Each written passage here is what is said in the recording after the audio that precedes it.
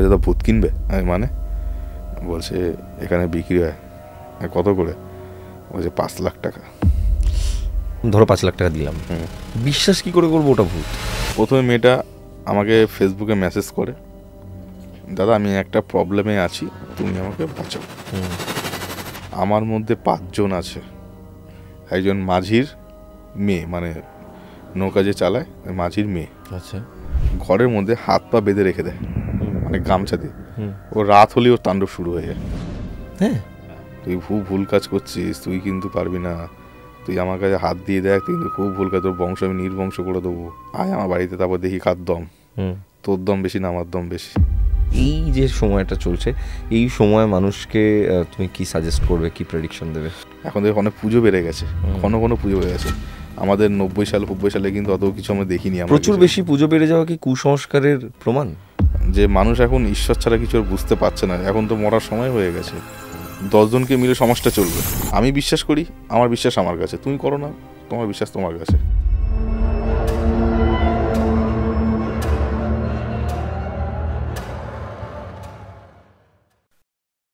নমস্কার, সকলকে স্বাগত জানাচ্ছি প্রেত কথা লাইভ পডকাস্টের সব থেকে স্পেশাল একটা এপিসোডে। আজকে আমার সাথে রয়েছে রানাদা, আপনাদের সকলের প্রিয় রানাদা।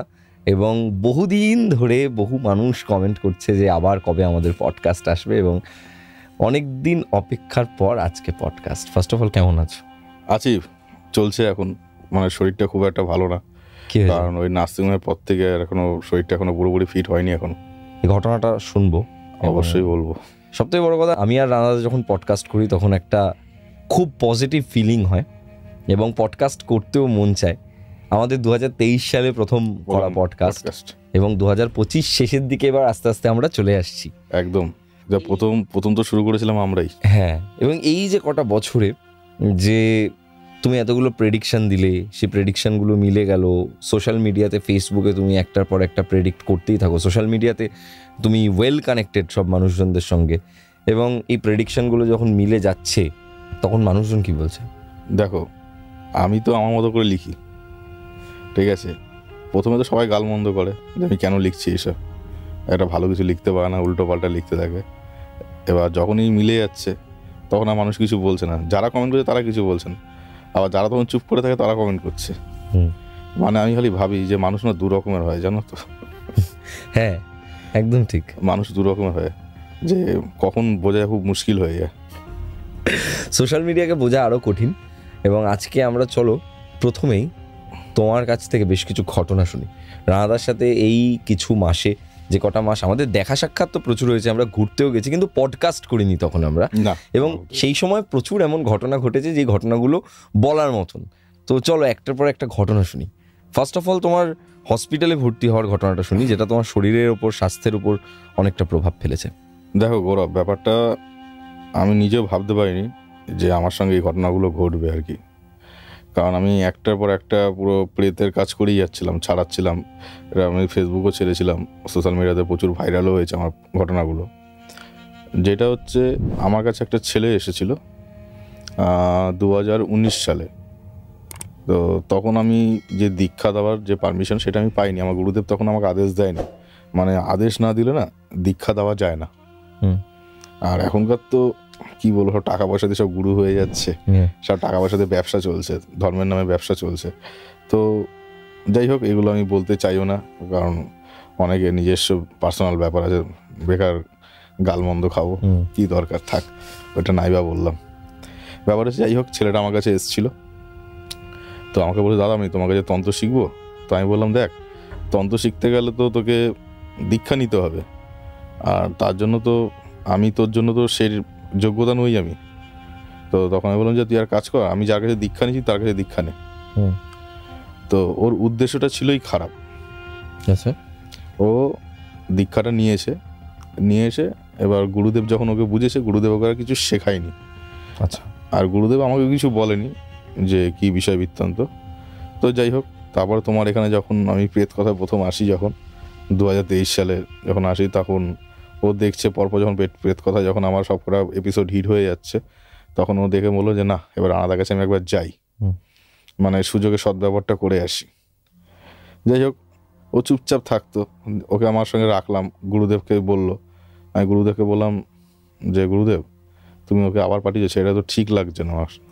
আর তখন গুরুদেব বলছে যখন তোমার ভালো লাগবে তুমি নিজেই সরিয়ে দেবে, কী দরকার, তুমি আদেশ দিয়েছো, ঠিক আছে চলো রাখি, দেখি কি হয়। ছেলেটার বাড়ি হচ্ছিল অ্যাকচুয়ালি সোদপুরে। ছেলেটা সোদপুরে ফ্ল্যাট, ছেলেটা থাকে 3 তলা কি 4 তলায় থাকে। তো সেখানে আর কোনো পরিবার থাকে না। বলছে দাদা খুব প্রেতের উৎপাত, ওই জন্য কেউ থাকতে পারে না। আমি বললাম ও আচ্ছা। এবার দেখো ভাই, আমি খুব সরল মনের ছেলে, আমি যে যা বলে শুনে নিই, বিচার সে পরে করে দিই আমি, মা আদেশ দিলে বিচার করে দিই। তো যাই হোক, আমাকে যখন কথাগুলো বললো আমি শুনলাম। তো আমি বললাম যে ঠিক আছে, তোর তাদের গার্লফ্রেন্ড যে আছে ও থাকবে একটা গার্লফ্রেন্ডের সঙ্গে লিভিংয়ে থাকে। আচ্ছা, ব্যাপারটা যখন আমি বলতো তোর গার্লফ্রেন্ডকে তো আমার কাছে নিয়ে আয়, তোর গার্লফ্রেন্ডের যখন এই সমস্যাটা হচ্ছে, প্রেতের সমস্যা, একবার দেখি।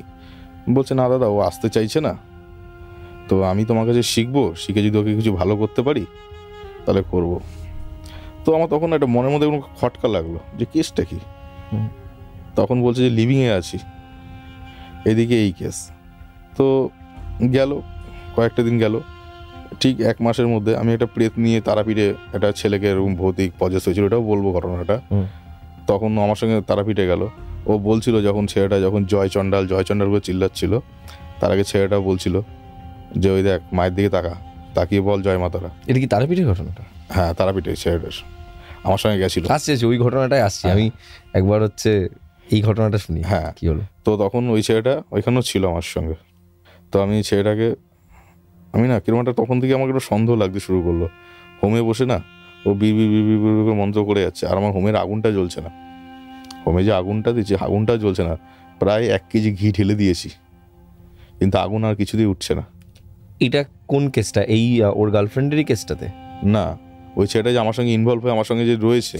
ওকে, মানে ও ওর গার্লফ্রেন্ডকে আনলো না, তার বদলে তোমার কাছ থেকে শিখতে চাইলো, আমাকে ভিড়ে গেল, ওকে শেখাচ্ছ এবং ও তোমার সাথে ভিড়ে গেছে আমার। এবার পরে যখন যজ্ঞ করছো হোমের আগুনে, হ্যাঁ এবার তো আমি যখন ও মন্ত্র পড়ছে বিড়বিড় করে, আর তোমার আগুনটা জ্বলছে না।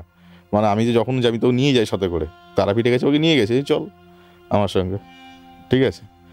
তো এখানে বিড়বিড় করে মন্ত্র বলে যাচ্ছে, দাঁড়া কেসটা কি হচ্ছে। তারপরে আমরা তো যোগ সাধনা করি, যোগ দিয়ে আমি আগুনকে তুললাম উপরে। আর সামনে যারা ছিল তারা সবাই ভয় পেয়ে গেছে, বলছে এটা কী করে সম্ভব। বলছে এগুলো তো আমরা সিনেমাতে দেখছি, বলে এরকম চোখে দৃষ্টি দিলে আগুন জ্বলে গেল অটোমেটিক, এটা কী করে সম্ভব। তো আমি কোনো কথা বাড়াইনি, চুপচাপ গেছি। যখন রাস্তা দিয়ে যাচ্ছি, মানে রাস্তা দিয়ে বাকি মন্দিরে গিয়ে সামনে যে হোটেলে যখন উঠবো তার আগে ওকে ধরেছি, ওকে খুব গালাগালি করেছি আমি। আচ্ছা, আমি সত্যি বল কবে থেকে এটা শুরু করেছিস? ও আমাকে পুরো দিনাই করছে যে না না এরকম কোনো ব্যাপার না, তুই আমার চোখে ফাঁকি দিবি, এত বোকা আমাকে ভাবিস না, এত বছর ধরে সাধনা করে এসছি কামাখ্যায়, তুই আমাকে ফাঁকি দিবি, হতে পারে না, বল ঘটনা কী হয়েছে। কেঁদে দিয়েছে, বলছে দাদা তুমি আমাকে এখান থেকে উদ্ধার করো। ওইটাও যে নাটক করছে সেটাও বুঝতে পেরেছি, ঠিক আছে। ওর কাজ হচ্ছে ওই যে মেয়েটার সঙ্গে থাকে, ওই মেয়েটাও তন্ত্র জানে। আচ্ছা, প্রেত চালান করে, ডাকিনি বিদ্যা এসব করে, ওরা হচ্ছে প্রেত পোষে। আচ্ছা, যেহেতু ওরা লিভিংয়ে থাকছে যাতে কোনো পরিবার ডিস্টার্ব না করে, ওই জন্য ওরা প্রেত দিয়ে ওদেরকে সবাইকে তাড়িয়ে দিয়েছে, কোনো পরিবার কোনো থাকতে পারে না এখানে। বাবা, এই কাজে প্রেতকে যে ব্যবহার করা যায়, হ্যাঁ এই কনসেপ্টটাই যে ওর মাথায় এসেছে, এটাই তো বিশাল বড় ব্যাপার। তুমি দেখলে তুমি যদি সামনাসামনি দেখো তুমি বুঝতে পারবে না। ওর আবার ডিমান্ড আছে। আচ্ছা, এইটা বলে যে তরমুজ খেতে চায়, মাংস খেতে, হ্যাঁ ওকে খেতে দিতে হবে, মানে ওদের একটা টাইম আছে। এটাও আমি বলছি, এটা মায়াঙ্গর কেস হয়েছে সেম জিনিস, ওদের টাইম টু টাইম খেতে দিতে হবে। কি খেতে যায়? মাছ, মাংস, ভাত, ডিম, তরমুজ, এই ফল ওই ফল, বিভিন্ন রকম ওদের দাবি। ওদের ওই টাইমের মধ্যে দিতে হবে, নাহলে তোমাকে মেরে দেবে। হ্যাঁ, ডিস্টার্ব করে তোমার ইচ্ছা আছে এমন কিছু বসার? আমার কোনোদিন ইচ্ছা নেই। তো যাই হোক, এবার সেদিনকে আমার রাত্রেবেলা একদিনকে ফিরছি চেম্বার করে, তো এদিকে আমার খুব চেম্বারে প্রচুর লোক, তুমি দেখে এসছো আমার চেম্বারে প্রচুর লোক হয়, প্রচুর লোক তো, ঠিক আছে। তো এবার সেদিনকে খুব রাত হয়ে গেছে, এবার আমাকে দাদা আমাকে না একটু তাড়াতাড়ি পৌঁছাতে হবে। আমি বললাম কেন? আমার অত মাথায় না অত খেয়ালে নি যে কী কারণে কথাগুলো বলছে। তখন আমি বললাম কেন, কী হয়েছে? বলছে না আমার 11টার মধ্যে পৌঁছাতে হবে, নাহলে একটু সমস্যা আছে, বাড়িতে অশান্তি ঝামেলা হবে, এরকম করে বলছে। হ্যাঁ তুই তো বাড়িতে থাকিস না, তুই তো আলাদা করে মেয়েটাকে নিয়ে থাকছিস, তোর কী সমস্যা? বলছে না ওই ঝামেলাটা করবে। তো চলে এসছে আমি বাড়িতে। আমি পরে রিয়েলাইজ করলাম যে খেতে দিতে যায় ওকে, যে ওই টাইমটা যে ওকে চলে গেলে ওর বিপদ হবে, ওই জিনিসগুলোকে পুরো তারাপীঠের উপর ধরেছি, পুরো টাই টু বাই পুরো মিলে যাচ্ছে। তো ওর টাইম টু টাইম, ওর কথাবার্তা, ওইগুলো মিলে যাচ্ছে। তারপরে ওকে আমি বলেছি যে তুই আমার কাছে আর আসবি না, নয় তুই মেয়েটাকে ছেড়ে দে, তুই আমার কাছে আয়, তাহলে রাজি আছিস তাহলে আমি তোকে রাখবো, নয় তুই আমার কাছে থাকবি না, ঠিক আছে? তারপরে বাড়িতে গেছে। নিম্নতন্ত্র করে আর কি, এগুলো হচ্ছে নিম্নমার্গের তন্ত্র, এগুলো আমাদের চলে না, এটা আমরা বুঝি না, এইসব ভালো লাগে না এসব জিনিস। তো তারপরে পরের দিন আমার বাড়িতে আবার আসলো ছেলেটা, এসে আমাকে বলছে দাদা তোমার একটা কথা বলবো। আমি বল। বলে আমি আমার গার্লফ্রেন্ডকে বলেছি, তো ছেড়ে দিতে চাইছে, কিন্তু ও যেরকম তোমার প্রতি রেগে গেছে। আমি কী হয়েছে বল? ও বলে তোমার যে গাড়িটা নিয়েছো, তোমার গাড়ি অ্যাক্সিডেন্ট করে মারিয়ে দিতে চাইছে। থ্রেট করেছে এরকম? থ্রেট। ওই তোমাকে বলে তোমাকে গাড়ি অ্যাক্সিডেন্ট করে মারিয়ে দেবে। তারপর আমি কিছু বলিনি, আমি চুপচাপ তাকালাম ওর দিকে। আমি ঠিক আছে তুই যা, আর নেক্সট টাইম আমার এখানে পা রাখবি না। এই থ্রেটটা ইনকমপ্লিট দিল। তো গেলাম তারাপীঠে কাজ করতে আবার। সেখানে 4টে প্রেত একসঙ্গে মন্দিরে ছাড়াচ্ছি। মানে যখন আর কি নাট মন্দিরের সামনে আমি হোম করছি, নাট মন্দির আরও বিভিন্ন রকম লোকেরা হোম করছে, যে আমি যে পান্ডাদের পুজো দিই, মানে বিভাস পান্ডা তারাপীঠের, তাদের পালি ছিল সেদিনকে। তো আমাকে নিষ্ঠাতে আমি হোম করছি। তো 4জন পজেস হয়ে রয়েছে। 4টে কেস, 2টো মহিলা 2টো ছেলে। আচ্ছা, এদের ঘটনা অনেক বড়, বিশাল বড়। হলো শুনি। ঠিক আছে, প্রথম যে মেয়েটা থাকে হচ্ছে বাইরে, নন বেঙ্গলি মেয়েটা বাংলা ডান্সের চান্স পেয়েছিল, কিন্তু এই পেদ ঘটনা ঘটার পর থেকে সে আর এখানে পারফরমেন্স করতে পারেনি। আচ্ছা, মেয়েটার যে কাকিমা সম্পত্তির লোভে নিজের বরকে, ওনার কাকাকেও মেরে ফেলেছে। আচ্ছা, ওর বাবাকে মেরে ফেলেছে, বলে মারছে যে এরপরে এ মরবে, ওপরে ও মরবে, চালান করে। হ্যাঁ, সবকটাকে এইভাবে করে মেরে দিচ্ছে, লাইন বাই লাইন। ওকে, ঠিক আছে। আর ওকে করেছে এমন, মেয়েটা জানো তো, প্রেত যখন চালান করা হয় না, ধরো কেউ যদি পজেস হয়ে রয়েছে বা তোমার প্রতি কারো প্রেত যদি কেউ চালান করে দেয়, সেই ব্যক্তি না দিন দিন না দেখতে বাজে হয়ে যায়। আচ্ছা, গায়ের রং কালো হয়ে যাবে, মুখ চোখ ফ্যাকাশে হয়ে যাবে, শরীর ঠিক হয় না, পায়খানা বাথরুমের সমস্যা হয়। আচ্ছা, মেয়েটা ঠিক পটির সমস্যা। সকাল 8টায় বাথরুমে ঢুকবে, রাত 11টায় বাথরুম দিয়ে বেরোবে। কি বলছো? সারাদিন বাথরুমে বসে থাকে। ওকে, বলছে আমি উঠতে পারি না আমার। আর মেয়েটা না এই রোগা হয়ে গেছে, চিমচিমে পুরো রোগা হয়ে গেছে। তো আমার কাছে নিয়ে এসছে প্রথমবার চেম্বারে। আমি দেখলাম, দেখে বললাম যে ওর পেটে ওষুধ আছে, ওকে ওষুধটা তোলো। তো প্রথমবার ওষুধ তুলি নিয়ে এসছে। তারপর আমি একটা তাবিজ দিয়েছিলাম। ভাবলাম এটা তাবিজটা আমি দিলাম, যদি এটা কাজ না হয় তাহলে আমাকে হোম করে আমাকে বগলা কবচ করতে হবে, নাহলে একে আমি ছাড়াতে পারবো না। মানে একমাত্র বগলা কবচ যেটা হয়, অষ্টম মহাবিদ্যা, এই কালী দিয়ে তুমি সমস্ত রকম কাজ করতে পারো। এর এত পাওয়ারফুল হয় বগলা, যেটা আমি গলার মধ্যে নিজে ধারণ করে রয়েছি। নাহলে আমিও তন্ত্রের কাজ করতে পারবো না। এটা একটা শিল্ড, এটা আমাদের একটা প্রোটেক্ট, মানে আমার শরীরটাকে প্রোটেক্ট করে রাখবে একদম পুরো। তো মেয়েটা আমি জিজ্ঞেস করলাম মাকে যে কি সমস্যা হয়। বলছে ও রাত্রেবেলায় সাজবে 12টার পর থেকে, বাথরুম দিয়ে বেরাবে, এসে সাজবে, আর ও গায়ের রঙটা যেহেতু চাপা, আর রাত্রেবেলা অপরূপ সুন্দরী দেখতে হয়ে যায়। মাথার মধ্যে ফুল লাগাবে, চুলটাকে আশ্রাবে একা একা বসে বসে। মানে বুঝতে পারছো? মানে একটু ভাবো জিনিসটা, একটু চোখ বন্ধ করে দিয়ে কিরকম সারাদিন ও বাথরুমে রাত্রেবেলা রোগা হয়ে গেছে, ফ্যাকাশে হয়ে গেছে, ও নিজেকে সেজে চুল আশ্রাচ্ছে। রাত 12টার পর। আর ওই সময় ওকে ডাকে বাইরে, ওই গাছতলায় গিয়েও দাঁড়িয়ে থাকবে। হ্যাঁ, ও বাইরে বেরিয়ে গাছতলা দাঁড়িয়ে থাকবে, ওইখান থেকে কিছু ক্রিপি ব্যাপারটা বাড়ির লোকের জন্য খুব প্রবলেমেটিক। এবার দেখো, যখন গোরামিরা কথা বলি, এই যে ভূত প্রেতের যে কেসগুলো আছে না, আমি সবাইকে প্রথমে বলি যে ডাক্তার কি বলছে, এতে তো নার্ভেরও সমস্যা হতে পারে বা মেন্টালিটি কোনো সমস্যা হতেই পারে, না হয় কিছু সাইকিয়াট্রিস্ট তুমি দেখাও। এবং ওটাই বেশিরভাগ ক্ষেত্রে হয়, মানসিক কোনো সমস্যা হয়, ভূত ধরেছে। আমি বলি, ওরা বলছে দাদা তুমি রিপোর্ট দেখো সব ওকে, ডাক্তার বলছে কোনো রোগ নেই, কিচ্ছু নেই। আমি রিসেন্ট এরকম একটা ঘটনা শুনেছি, আমি একদমই পরিচয় ডিসক্লোজ করছি না, বাট একজনের বাচ্চার প্রায় 50 দিনের উপর তার এরকম পেটের প্রবলেম হচ্ছে, শরীর খারাপ চলছে, এবং তারা মানে খুবই মানে বৈজ্ঞানিক দৃষ্টিভঙ্গির মানুষ, কিন্তু তারা যখন ডাক্তারের কাছে গেছে, খুব ভালো ডাক্তার দেখাচ্ছে কলকাতা শহরে, ভালো ডাক্তার দেখিয়েও কোনো রকম, ডাক্তার বলছে আমি নিজেই কনফিউজড হয়ে যাচ্ছি, এর তো শরীরের কোনো সমস্যাই নেই, কিন্তু এটা কেন হচ্ছে। তো এবার তারা আমাকে বলছে যে জানো আমার না এগুলো তো বিশ্বাস করতে আমার ভালো লাগে না, কারণ বিশ্বাস করলে নিজেকে কুসংস্কারী মনে হয়। কিন্তু আবার অন্যদিকে এতগুলো দিন ধরে এই বাচ্চাটা অসুস্থ, ডাক্তার কোনো কিছু করতে পারছে না, অনেকগুলো ডাক্তার দেখিয়ে নিয়েছে, তার বাড়ির লোকজনও একদম তোমার মেডিকেল ব্যাকগ্রাউন্ডের মানুষজন, তারা পর্যন্ত কোনো সলিউশন করতে পারছে না, এবং আমায় বলছে যে আমার তো এটা ভাবলে কুসংস্কারী লাগবে নিজেকে, আমার তো নিজের ব্যাপারটা ভাবতে ভালো লাগছে না, কিন্তু আমার বাচ্চাটার সাথে এরকম কন্টিনিউয়াসলি হয়ে চলেছে, ডাক্তার কিছু করতে পারছে না, আমি কি করবো বুঝে উঠতে পারছি না। এগুলো আমি জানি না, এগুলো যে কি করে যে মানুষের ক্ষতি করছে, এগুলো হচ্ছে ম্যাক্সিমাম সেগুলো প্রেত ক্রিয়া, মানে চালান করা। কারণ এখনকার জেনারেশন যেরকম হয়ে গেছে না, ম্যাক্সিমামটাই তন্ত্রমন্ত্রের উপর ঝুঁকে পড়েছে। তুমি দেখবে যে ওপেনলি মার্ডার কিছু হচ্ছে না, এখন মার্ডার কিন্তু অনেক কমে গেছে, কিন্তু দেখো ম্যাক্সিমাম কিন্তু এইসব তন্ত্রক্রিয়া করে মানুষকে মেরে দেওয়া হচ্ছে তান্ত্রিকদের পয়সা খাইয়ে।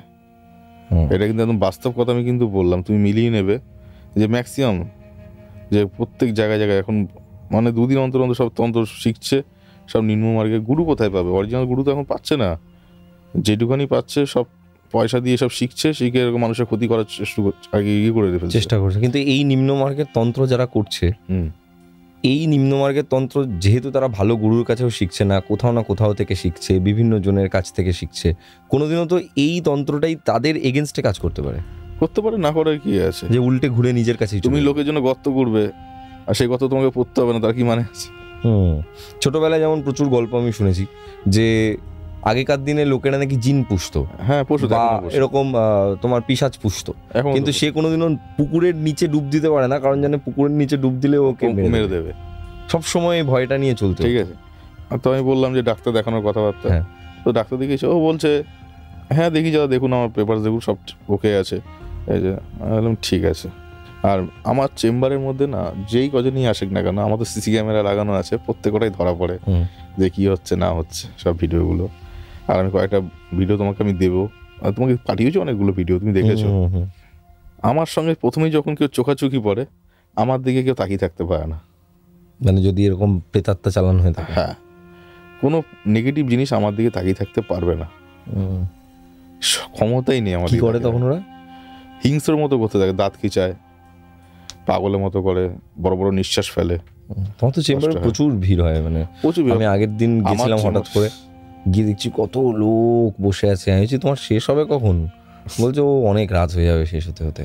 তারপর সেই রাত 11টা 11:30 বেরিয়েছে। দেখো আজকে লোকের যে বিশ্বাস আমার প্রতি, যে এর কাছে গেলে আমি ভালো হব বা আমাকে একটা পথ দেখাতে পারবে, আমি চাই সবসময় যে মানুষের জন্য সেই জায়গাটা ঠিকঠাক রাখতে।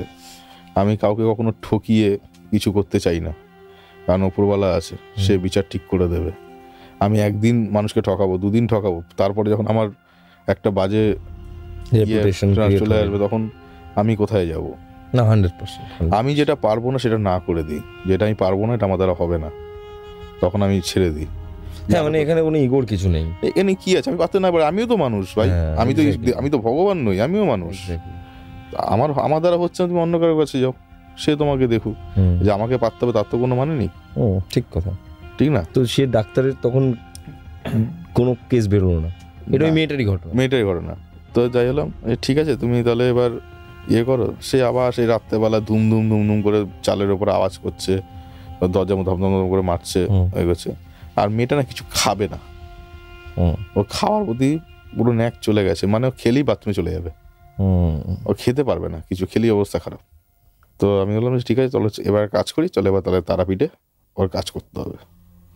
তো আমি দেখো সত্যি কথা বলতে, তারাপীঠে আমি কাজ করতে গেলে আমি একটা কাজ নিয়ে আমি যাই না, কারণ আমার সত্যি কথা আমার সময় নেই আর কি আমার হাতে।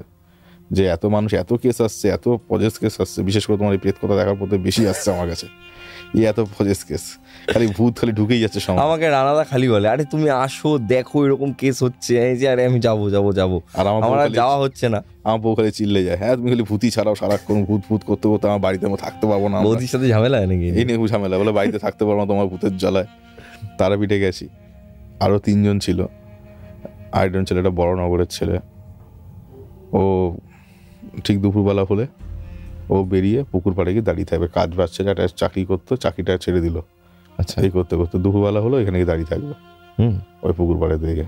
আবার ঘুরে টুরে ঠিক 5টার সময় ডাক্তার দেখিয়েছে, এটা তো জানো এটা তো কোনো ব্যাপার না, তো নর্মাল কথাবার্তা বলছে, কিন্তু ওই টাইমটা হলেই ওই যায় ওখানে যাবে। আচ্ছা আমি বললাম কেন যাস কেন? ও জানি তো আমাকে টানে, আমাকে ওই টাইমটার মধ্যে টানে, আমাকে যেতেই হবে এখানে, আচ্ছা নাহলে আমাকে বলছে বাঁচতে দেবে না।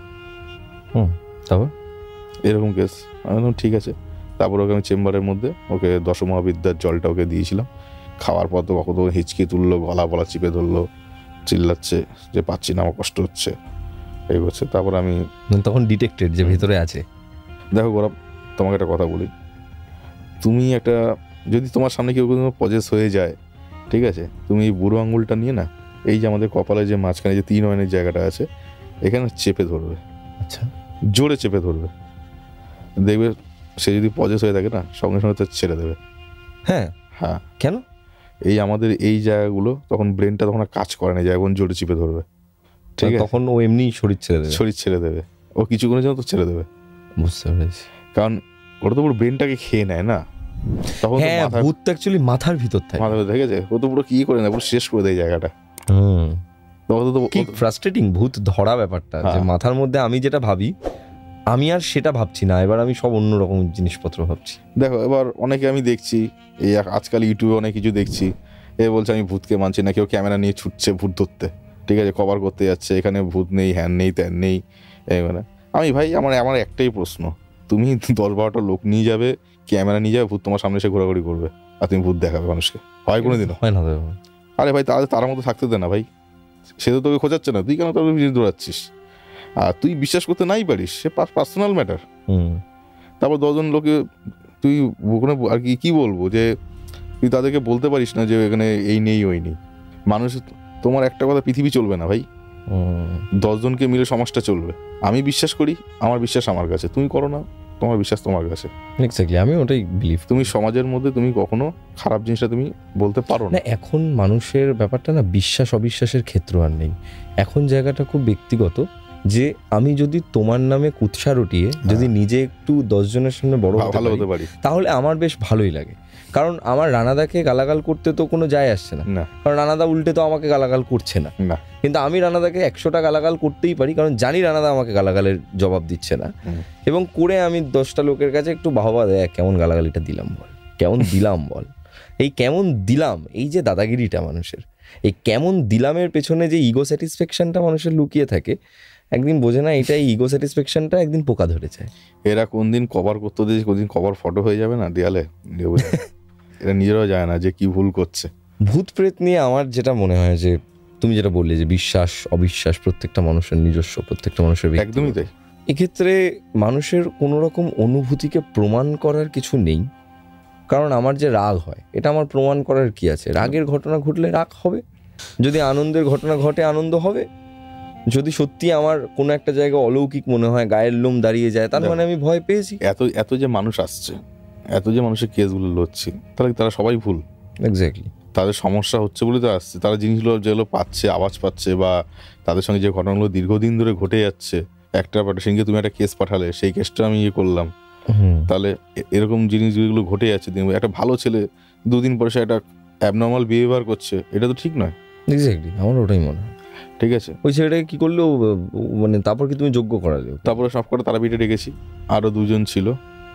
আর যজ্ঞের মধ্যে যে আরেকটা যে লাস্ট যে ছেলেটাকে করেছি, ওই ছেলেটা যে পজেস, এটা কেউ জানতে পারেনি।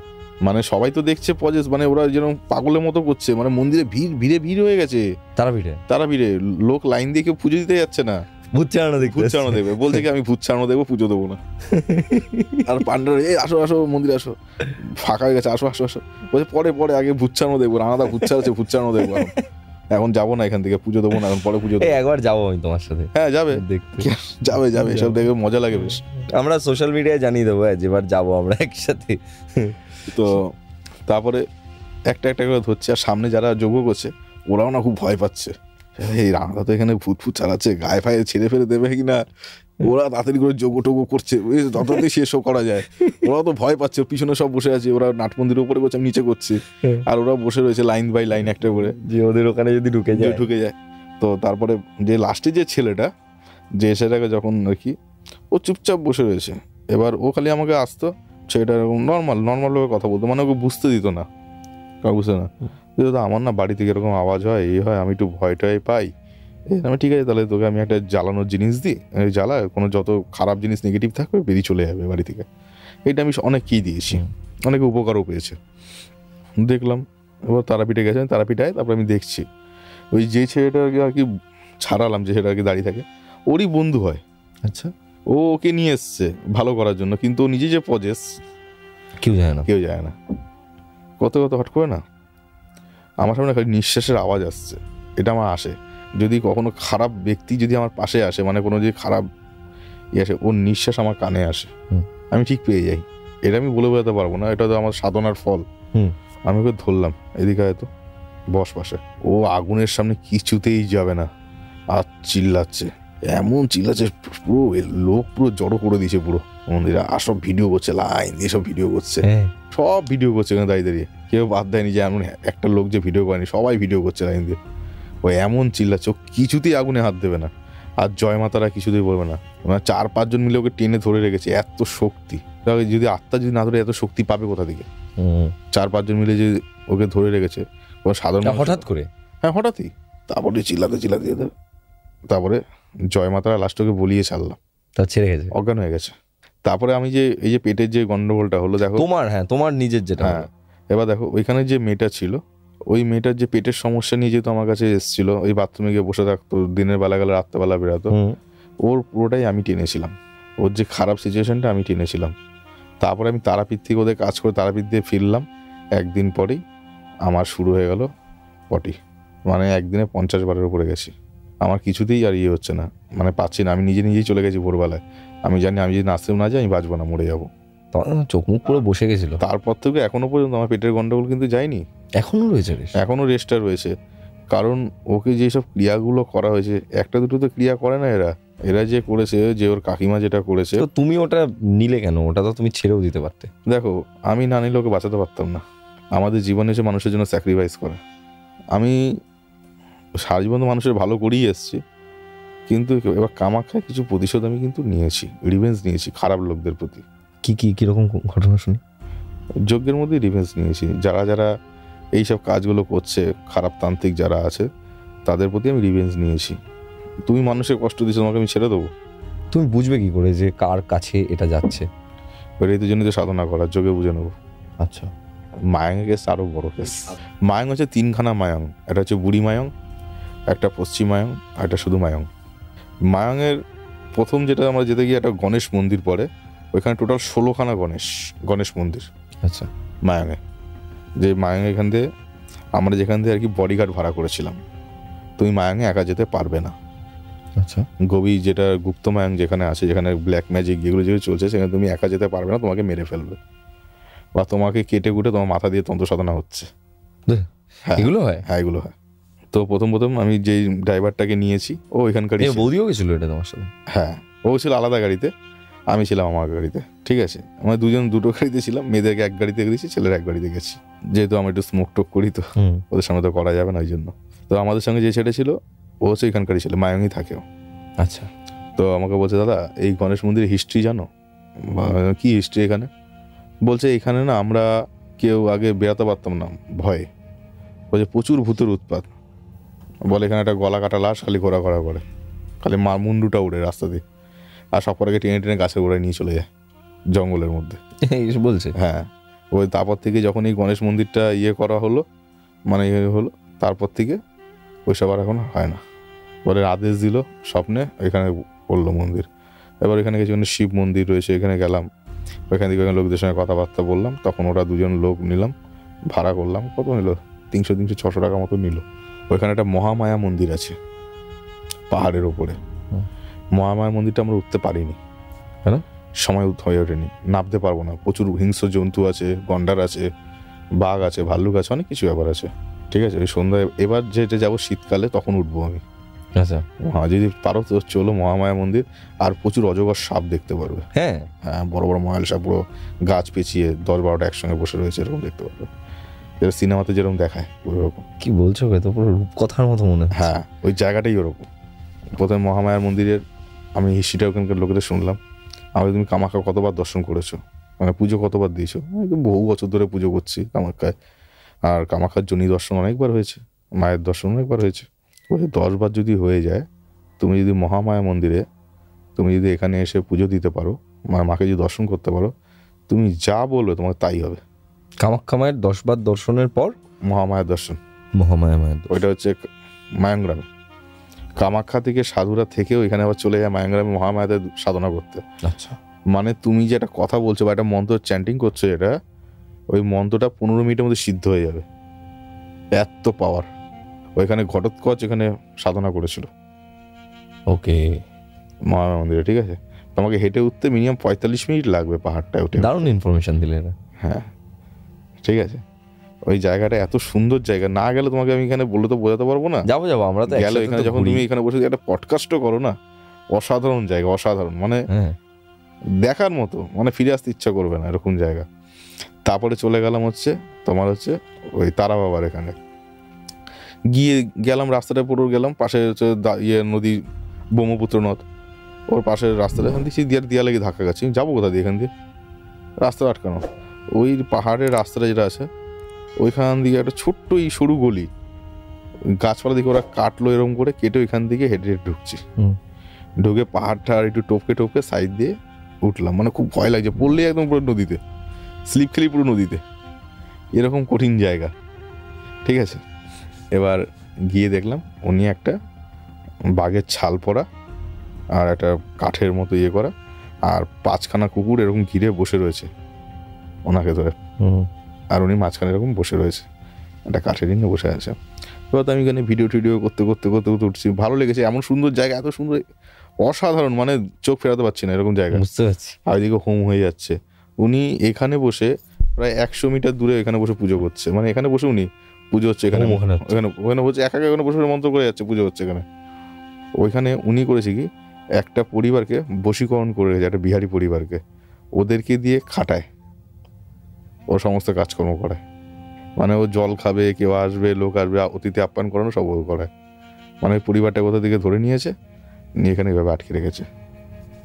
এবার ও করে কি, ওর প্রচুর ট্যালেন্ট, বাঘকে বশ করে রাখা, সাপকে গলার মধ্যে ঝুলিয়ে রেখে দেবে, বশ করে রেখে দেবে। হ্যাঁ, এরকম ক্ষমতা। কি বলছে তোমাকে? আমাকে প্রথমে গেছি, আমাকে বলছে ভিডিও করো না, বন্ধ করো, ভিডিও বন্ধ করো। আমি কেন, আমার একটু ভালো লেগেছে তাই করছি। তারপরে গিয়ে বসলাম, একটু জল টল আমাদের খেতে দিল, একটা মেয়েকে ডাকলো, বলে এই জল দাও, ওই বিহারি পরিবারটা। হ্যাঁ, ওই জল দাও দিল, জল টল খেলাম, ওনাকে দক্ষিণা টক্ষিণা দিয়ে আমি নমস্কার করতে গেলাম। আর তরুণ করতে গেছি কি, ওকে নমস্কার করতে গিয়ে পুড়ে গেছে কুকুরটার গায়ের মধ্যে। আমার যে ম্যানেজার, ওকে পিঠের মধ্যে দাম করে বাড়ি মেরেছে, দুটো খচে গেছে। এবার আমি এখানে গেছি পিছনে, রাগী সাধু। হ্যাঁ, চোখগুলো দেখবে, হ্যাঁ চোখগুলো তো একদম মানে কটকটে। এবার যেই ছেলেটা আমাকে নিয়ে গেছে, ও দেখো সাধু বাবা বলে নমস্কার বলে আমরা খুব মানি, আমাদের কিছু হলে এ আমাদের বাঁচায়। এবার না, আমার মধ্যে যতই হোক না কেন, দেখো সাধনা ও করছে, সাধক তো আমি হয়তো দেখাই না মিন্স আমি লাল বস্ত্র পরে, গলায় রুদ্রাক্ষের মালা পরে, টিকা পরে আমি রাস্তাঘাটে ঘুরি না। তারপরে আমি ড্রাইভারটাকে চেপে ধরলাম, কেসটা কি বলতো, তুই যেখানে নিয়ে আসছিস বল। ড্রাইভারটা বলছে, ওরা বলবো ভয় লাগছে, বলছে তা ভূত কিনবে, বলছে প্রেত কিনবে, তুমি ভূত কিনবে। আমি মানে, বলছে এখানে বিক্রি হয়, কত করে, বলছে 5 লাখ টাকা। বুঝবো কি করে যে এটা কিনে ফেললাম? ধরো 5 লাখ টাকা দিলাম প্রেত কেনার জন্য, ও একটা ঘটের মধ্যে করে করে তোমাকে দিয়ে দেবে সাথে করে। বিশ্বাস কি করে করবো ওটা ভূত? দেখো, জায়গাটা হচ্ছে এমন একটা জায়গা, ও তো ওইখানেই তোর ঠেক, ওইটা মানে তুমি বলছো প্রথমে তো জায়গার জন্য বিশ্বাস করতে আমি বাধ্য যে এই আমায় এটা দিতে পারে।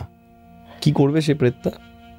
তুমি যেরকম করে বলবে, তুমি যেরকম পরিচালনা করবে আর ওকে খেতে দিতে হবে, সময় মতো খেতে দিতে হবে। এটা তাহলে কি তোমার এই ছেলেটাও কি এইসব জায়গা থেকে নিয়েছিল? এখন কোথা থেকে গেছে, মন্দ লোকদের তো আর কোনো ঠিক ঠিকানা থাকে না। যে খারাপ লোক সে খারাপ জায়গাটাই খুঁজবে, সে কোনো ভালো জায়গা খুঁজবে না। খুবই অবাক লাগা একটা কেস, মানে আমি লাইফে এরকম ভাবতে পারিনি যে ডাক্তাররাও পজেস হয়। অনেকে তো অনেক সায়েন্স নিয়ে অনেকে জ্ঞান ট্যান দেয় যে মানি না, ডাক্তাররা তো বলবো আমি মানি না, কিন্তু সেও যে পজেস হতে পারে সেটা হচ্ছে। আমি বহু ডাক্তারকে দেখেছি তারা একদম মানে ভগবানেও বিশ্বাস করে, ভূত প্রেত সবকিছুকে বিশ্বাস। ঠিক আছে, ওই যে তোমাকে আগে গল্পটা বলে দিলাম না যে আমি মানি না। মানা না মানাটা এটা সম্পূর্ণ ব্যক্তিগত, কি আর বলবো, চাক বাদা। প্রথমে মেয়েটা আমাকে ফেসবুকে মেসেজ করে, দাদা আমি একটা প্রবলেমে আছি, তুমি আমাকে বাঁচাও। আমি মেসেজটা দেখেছি, আমার ম্যানেজার যেহেতু ও সব ফেসবুক হ্যান্ডেলিং করে, তো নাম্বার ওকে দিয়ে দিয়েছে। ছেলেটাকে নিয়ে এসছে, আর আমাকে কিছু ছবি দেখালো। ছেলেটাকে না ঘরের মধ্যে হাত পা বেঁধে রেখে দেয়, মানে গামছা দিয়ে। ও রাত হলেই ওর তাণ্ডব শুরু হয়ে যায়। আর দুটো কুকুরে বাচ্চা ছিল, কুকুরগুলোকে গলা চিপে মেরে ফেলেছে। হ্যাঁ, কুকুর চিল্লায় বলে ওকে দেখে, রাত্রেবেলা ওরকম রূপ হয় বলে কুকুরগুলোকে মেরে দেয়। কুকুরকে দেখলে আগে গলা চিপে ধরতে যায়, ঠিক আছে, পুরো মেয়েদের গলায় পুরো হাসছে, তুই পারবি না, তুই পারবি না, তুই ভুল কাজ করছিস, তুই কিন্তু পারবি না, তুই আমার কাছে হাত দিয়ে দেখ, তুই কিন্তু খুব ভুল কাজ, তোর বংশ আমি নির্বংশ করে দেবো। তো আমার বাড়িতে ছিল হচ্ছে রুদ্রাভিষেক শুক্রবার, ও এসেছিল বুধবার। বললাম ঠিক আছে তুই চল আয় আমার বাড়িতে, তারপর দেখি কার দম, তোর দম বেশি না আমার দম বেশি, সেখানেই প্রমাণ হয়ে যাবে। ও হেসে যাচ্ছে করতে করতে, তারপর আমার ম্যানেজার ছিল, ও মাথায় হাত দিয়েছে, বল তুই মাথায় হাত দিয়েছিস কেন, তুই কিছু করতে পারবি, তুই যা এখান থেকে। এবার না আমার হাসিও পেয়ে যাচ্ছে, কিছু বলতে পারছি না, চেম্বারের মধ্যে এইভাবে বসে। ঠিক আছে, এবার আমি বললাম নিয়ে আসো। এবার মেয়েটা ওকে নিয়ে এসছে। তার আগে মেয়েটার সঙ্গে আমি পার্সোনালি কিছু কথা বলেছি, যে কেসটা কি, কে করেছে জিনিসটা। অ্যাকচুয়ালি মেয়েটা বিবাহিত মেয়ে, মেয়েটা ডিভোর্সি, আর ছেলেটার বাবা প্রচুর কোটিপতি ঘরের ছেলে। আচ্ছা, যেহেতু বিবাহিত মেয়ের সঙ্গে প্রেম করছে, মানে মেয়েটার সঙ্গে চলে এসছে, বাবা করেছে কি, এক তান্ত্রিকের কাছে গেছে ওর ছেলেকে ফিরিয়ে আনার জন্য, মানে মেয়েটাকে যাতে ছাড়িয়ে দেয়, ছেলের কাছে ফিরিয়ে আনে। আর তান্ত্রিকরা বদমাশি করেছে কি, ছেলের ওপর পেট চালান করে দিয়েছে, যাতে ওই ভয়ে জানি মেয়েটা ওকে ছেড়ে চলে যায়। তো আমি গেলাম, নিজের বাবা এরকম করতে পারে পয়সার জন্য? 5খানা আত্মা ওর মধ্যে বলছে, ভিডিওর মধ্যে তুমি দেখতে পারবে, যখন ছাড়াচ্ছিলাম রুদ্রাভিষেকে, আমার মধ্যে 5 জন আছে, 5 জনের মধ্যে নাম স্বীকার করেছে। তার মধ্যে একজন হচ্ছে ঘাটালের, একজন মাঝির মেয়ে, মানে নৌকা যে চালায় মাঝির মেয়ে। আচ্ছা, ও এখানে গলায় দড়ি দিয়েছিল, ওর আত্মা। তারপরে একজন আগুনে পুড়ে মরেছে, তার আত্মা। একটা বাচ্চা রোড অ্যাক্সিডেন্ট হয়েছে, তার আত্মা। টোটাল 3টে মেয়ে আর 2টো ছেলে। ওরকম মিক্সিং আওয়াজ আসছিল, একটা মেয়ের গলা একটা ছেলের গলা হয়ে আসে। যখন ভালো হয়ে গেল তো ছেলেটা খামা করে কেঁদে দিল, বলছে আমি যে ভিডিওটাও তো দেখলাম, আমি যে কি পড়েছি আমার কিছু মাথায় নেই, আমি সব ভুলে গেছি। ও লাস্ট 1 বছরের সব পড়াশোনা ভুলে গেছে। 1 বছর যে পড়াশোনাটা করেছে, যে পরীক্ষায় ব্যাঙ্গালোরে পরীক্ষা দিতে যাবে, কি বড় ক্ষতি হয়ে গেল তো, লাইফটা নষ্ট হয়ে গেল। তো বলছে আমি দাদা আমি কী করে যে পরীক্ষা তো আমি কিছু মাথা নেই। যখন আবার কি সেন্সে ফিরে এসছে, কিন্তু ওকে ছাড়া থেকে না কাল ঘাম ছুটে গেছে। পুজো হচ্ছে, হচ্ছে কি, লড়তে তো হবে, ওকে তো বাঁচাতে হবে না। 5খানা যে এরকম করে রেখেছে, বলছে গুরুদেব গুরুদেব করে চিল্লাচ্ছে। 6 ঘন্টা মানে খুব অনেক টাইম। ও গুরুদেব করে চিল্লাচ্ছে, মানে যে চালান করেছে তাকে গুরুদেব মেনেছে। বলছে আমি যাব না, আমি কিছুতেই যাব না, আমি বেরালেই আমাকে মেরে দেবে, আমি বেরালেই আমাকে মেরে ফেলবে, আমাকে মেরে ফেলবে, এই কথা বলছে। মানে যে তান্ত্রিকটা চালান করেছে, মানে ওর আদেশ রয়েছে যে তোর মধ্যেই থাকবি। এটা তো গেল। তারপর তোমাকে তো তারাপীঠে যে ছেলেটা আজকে, আমি যে ছেলেটাকে মেন যে জয়চন্ডাল করে চিল্লাচ্ছিল, ওর ঘটনা তোমাকে তো এখনো বলিনি। কি হয়েছে ওটা? ওর মেন বাড়ি হচ্ছে বারাসাত, আর দেশের বাড়ি হচ্ছে নর্থ বেঙ্গলে, শিলিগুড়ি। ছেলেটা বাংলায় অনার্স নিয়ে পাশ করেছে, শিক্ষিত ছেলে, ডিস্ট্রিক্ট ক্রিকেটার। পাশের বাড়ির সঙ্গে ঝামেলা হওয়াতে ওকে পেট চালান করে। আচ্ছা, ঠিক আছে, ছেলেটা ওটাকে একদিকে অজ্ঞানে পড়ে যায়। পড়ে যাওয়ার পর ও আবল তাবল বকতে থাকে, খালি বলছে আমার ভয় করে, আমার ভয় করে, আমার ভয় করে। এরকম করতে করতে করতে দীর্ঘদিন, প্রায় 6 বছর ও পিছনের মা বাবা 12 লক্ষ টাকা খরচা করেছে ডাক্তারের পিছনে।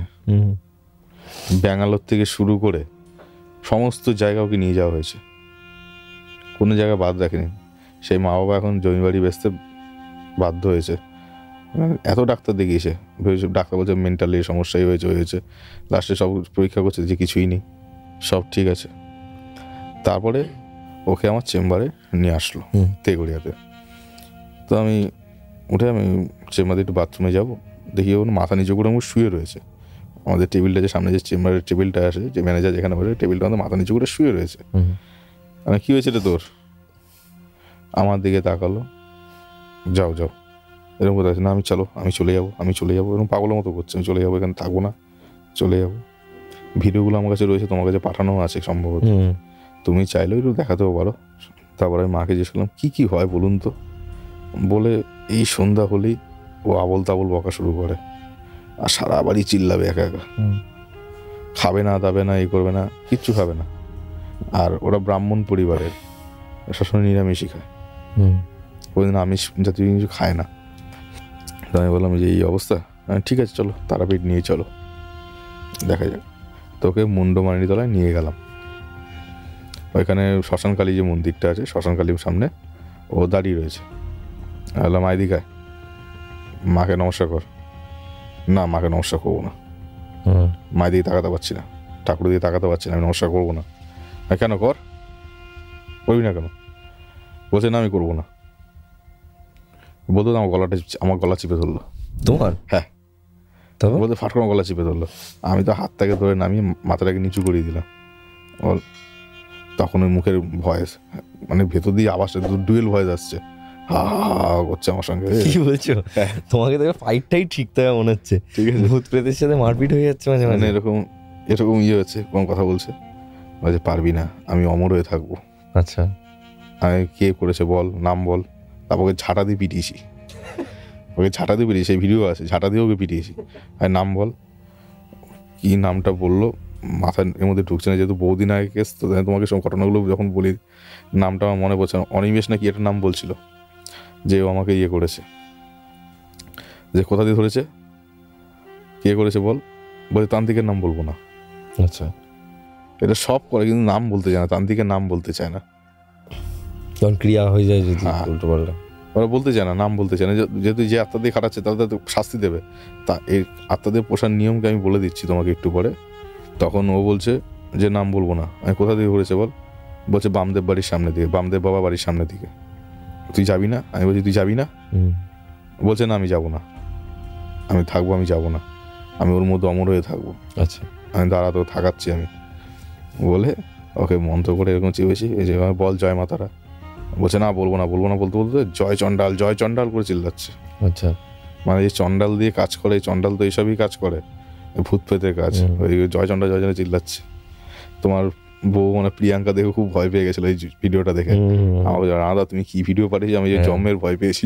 ওটা আমরাও দেখে, মানে আমরা সবাই ওটা নিয়ে আলোচনাও করেছিলাম, জয় চণ্ডাল চিল্লাচ্ছে। তারপরে আমি কি করলাম, যে দাঁড়া চল এবার যজ্ঞের সামনে বসবে। ওদিকে ওখানে বসে ঘুংড়াচ্ছে, এই তোরা বন্ধ কর, তোদের যজ্ঞ পুজো বন্ধ কর। আমার সহ্য হচ্ছে না। আর কি না, ঘন্টা বাজালে বা শাক ফু দিলে ও খালি কান দুটোকে চেপে ধরে, মানে কষ্ট হয়, নিতে পারে না, আওয়াজটা নিতে পারে না, শঙ্খের আওয়াজটা নিতে পারে না, ও কান চাপছে এরকম করছে। তারপরে আমি বলেছি, আমি তুই মন্ত্র বন্ধ করবি তুই। আমি তখন ও বুকের মধ্যে আমি পা তুলে দিয়েছি। করতে করতে করতে ও অজ্ঞান হয়ে গেছে। আমি আবার আসবো। ওদের যজ্ঞ শুরু হলো, যজ্ঞের মধ্যে শুরু করেছে, বন্ধ কর, তুই যাবি এখান থেকে, বলছে না যাবো না। আমি চল তোকে মুক্তি দিয়ে দেবো, যা তোর আমি পিণ্ড দিয়ে দেবো, তুই চলে যাও শরীর থেকে। কি খাবি বল, বলছে আমি আমিষ খাবো। আমি ঠিক আছে চল তাই হবে, কিন্তু তুই আমার শরীর থেকে যা, ওকে আর কষ্ট দিস না, তুই যা, তোকে আমি পিণ্ড দিয়ে আসবো, আমি তোকে কথা দিলাম, ঠিক আছে। তারপরে দুটো খুঁড়ির মধ্যে আমি কিছু মাংস, আমি সেই কাঁচা মাংস নিয়ে হোম করতে বসছিলাম, কিছু কাঁচা মাংস নিয়ে আমি বললাম যা এটা নদীর পাড়ে গিয়ে দ্বারকা নদের সামনে গিয়ে দিয়ে। আচ্ছা, ওরা গিয়ে আবার দিয়ে আসলো। আমি বললাম যাওয়ার সময় ডালটা ভেঙে দিয়ে যা। ও করেছে এক লাফ দিয়ে নারকেল গাছে উঠে পড়েছে। হ্যাঁ, কি কি বলছো? এক লাভ দিয়ে নারকেল গাছ উঠে পড়েছে, ডাল ফাল নিচে পড়েছে, পুরো অজ্ঞান হয়ে গেছে। কি বলবো, আমার এত এরকম মানে যারা দেখছে, এবার ওইখানে যারা তান্ত্রিক ফান্ত্রিক যা ছিল সব খিচে দৌড় ওইসব সিন সিনারি দেখে, ঠিক আছে? ওই যেসব ভণ্ড সাধু ফাধু ছিল সব পালিয়ে গেছে ভয়। আমাকে বলছে হাঁদা একটা কথা বলবো, মানে কি হয়েছে? বলে পরের দিন এখানে সাধনা করতে পারবো তো? নারকেল গাছ ছেড়ে ফেলে দিয়ে গেল না তো এগুলোকে? বলে আমাদের তো টাকা খুব রিস্ক হয়ে গেল। মানে তারাপীঠে লোকজন এখন তুমি গেলে একটু চমকে যায় নাকি, যে আবার কোন ভূত? আমাকে দেখলে সব এগিয়ে আসে এখন। আচ্ছা। আর তোমাকে খোঁজে, বলে গৌরব এসছে? হ্যাঁ না, গৌরব আসলে। আচ্ছা আচ্ছা আচ্ছা। মানে খোঁজে, বলে কি তোমাদেরকে না খুব রিস্ক দাদা। মানে তারাপীঠে পান্ডাকে এখন অনেকে দেখেছে, আমাকে দেখলে না দুধ দিয়ে দেখে যে আবার কোনো একটা কেস নিয়ে এসছে। ওই 4টেকে ছাড়িয়েছি এখানে, ম্যাক্সিমাম তো তারাপীঠে ম্যাক্সিমাম ছাড়াচ্ছি আমি। মুন্ডমাই তো প্রচুর কেস ছাড়িয়েছি, প্রচুর কেস। হ্যাঁ, তুমি তো প্রচুর তারাপীঠ গেলে মাঝখানে, অনেকবার কেস হয়েছে। সাধনা হচ্ছে 3 রকম ইয়েতে হয়। একটা যে 3 রকমের মানুষ থাকে, যেটা আমি বলেছিলাম অন্য একটা পডকাস্টে, যে সত্যগুণ, রজগুণ আর তমগুণ, 3 গুণের মানুষ হয়। সত্যগুণ মানে সাধক, যারা সাধনা করে, মানে উচ্চ মার্গের সাধক, যারা সাধনা করছে, ভালো করছে, তারা সত্যগুণের মানুষ। রজগুণ মানে হচ্ছে যারা ব্যবসা করে, তারা হচ্ছে রজগুণের মানুষ। আর তমগুণ হচ্ছে চোর, ডাকাত, খুনি, পেট, পিশাচ, এইসব তারা হচ্ছে তমগুণের মানুষ। ঠিক আছে? আমি সবসময় মানুষকে একটা কথাই বলি, যে তোমার হাত যতটুকু যায় ততটুকু জায়গায় চুলকাও, অতিরিক্ত ভাবে চুলকাতে যেও না, তাহলে সমস্যা হয়ে যাবে। ঠিক আছে? ঠিক। যেটুখানি জানো তুমি সেটুখানির মধ্যে আবদ্ধ থাকো, অতিরিক্ত জানতে গেলে তোমার সমস্যা হয়ে যাবে। মানে তোমার সাথে এই কটা মাসে অনেক ঘটনা ঘটেছে এবং আমরা সবাই শুনলাম সেই ঘটনাগুলো। আমি জাস্ট ছোট্ট করে পডকাস্টের একদম শেষের দিকে আমরা চলে এসেছি, এবং যেহেতু অনেক কথা জমেছিল তাই জন্য অনেক কথা হলো।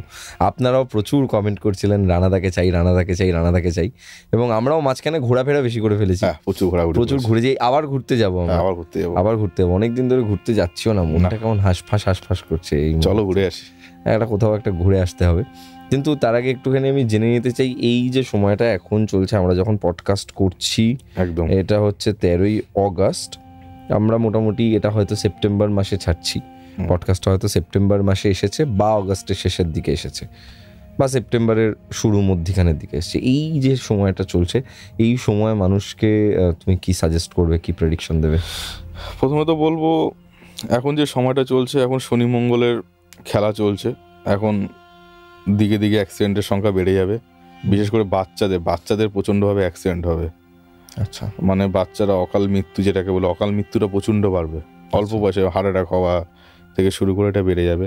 বিশেষ করে 17ই আগস্ট থেকে 17ই সেপ্টেম্বর যাদের মকর রাশি, বৃশ্চিক রাশি এবং মিথুন রাশি যাদের আছে, তাদেরকে বলবো একটু সাবধানে তাদের বাবার দিকে যত্ন রাখতে, কারণ তাদের বাবার কিন্তু হার্ট অ্যাটাকের যোগ আছে এবং পিতৃহানির যোগ একটা কিন্তু দেখতে পাচ্ছি এই টাইমটা, কারণ এই সময় টাইমটা খুবই খারাপ।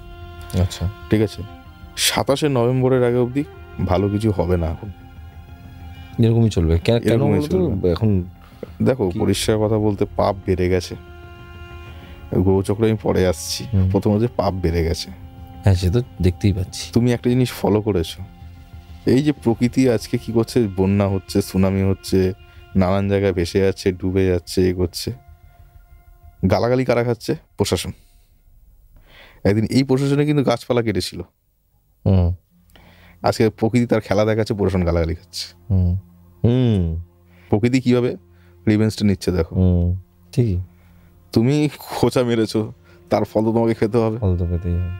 2026 একটা যুদ্ধ হবে, ভারত যুদ্ধে জড়াচ্ছে। ঠিক আছে?